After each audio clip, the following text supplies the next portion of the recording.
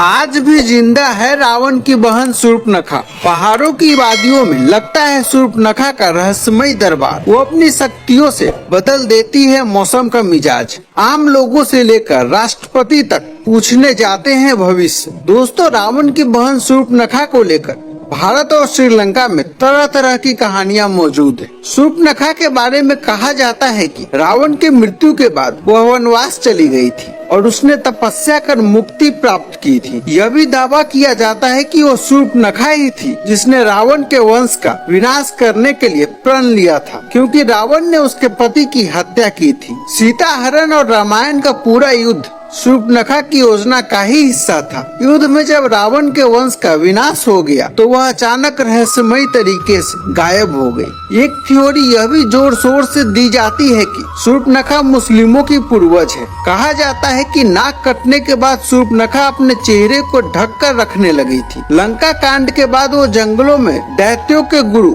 शुक्राचार्य के आश्रम में रहने लगी। उस वक्त दैत्यों का वंश खतरे में पड़ गया था, तो उसे बचाने के लिए उन्होंने शूर्पणखा को एक शिवलिंग दिया कि इसे जाकर ऐसी जगह छुपा दो कि कोई विष्णु भक्त इसका जलाभिषेक न कर सके। अगर ऐसा हुआ तो संसार से असुर जाति का अस्तित्व मिट जाएगा। शूर्पणखा ने वो शिवलिंग रेगिस्तान में जाकर स्थापित कर दिया और उसकी देखरेख की। कहते हैं कि जहाँ यह शिवलिंग स्थापित है उसी को आज मक्का कहा जाता है। यह भी दावा किया जाता है कि मुस्लिमों में जो पर्दा करने की प्रथा है वो शूर्पणखा ने ही शुरू की थी। दोस्तों, अब हम आपको जो बताने जा रहे हैं उस पर आपको यकीन नहीं होगा, लेकिन यह बात भी उतनी ही सच है कि पूरा श्रीलंका इस बात पर विश्वास करता है। लोग दावा करते हैं कि श्रीलंका की राजकुमारी शूर्पणखा आज भी उनके बीच रहती है। रहती ही नहीं बल्कि लोगों की समस्याओं को भी दूर करती है। हम बात कर रहे गंगा सुदर्शनी की। कोलंबो से करीब 200 किलोमीटर दूर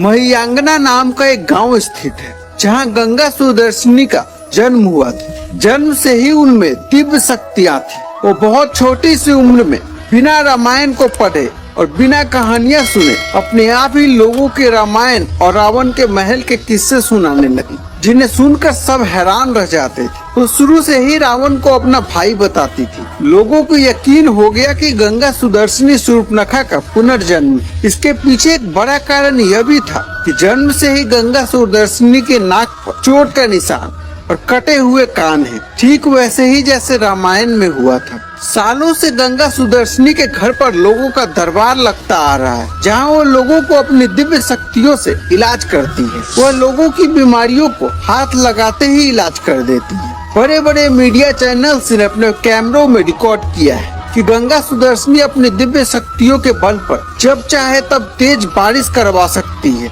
और जब उनका कार्य पूरा हो जाता है तो फिर से बारिश शुरू करवा देती है। गंगा कहती है कि उन्हें बहुत दुख होता है जब रावण दहन किया जाता है। उनका ये भी दावा है कि रावण का शव आज भी लंका की पहाड़ियों में सहेज कर रखा गया है और आज भी रावण के शव के पास तेल का दिया जलता है। कुछ ही सालों में लोग उसे देख भी सकेंगे। इसके साथ ही गंगा का कहना है कि रावण की हत्या नहीं की गई थी, बल्कि उसने खुद जहर खाया था।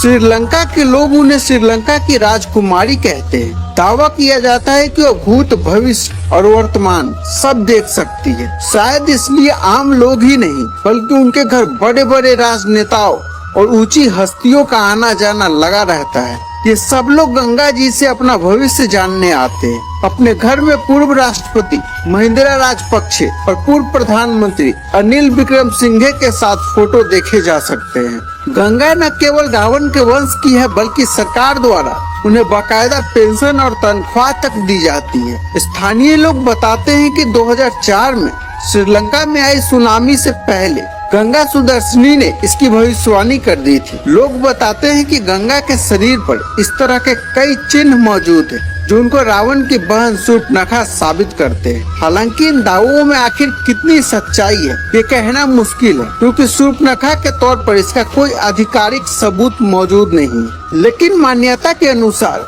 खुद को रावण का वंशज मानने वाले जाति के लोग भी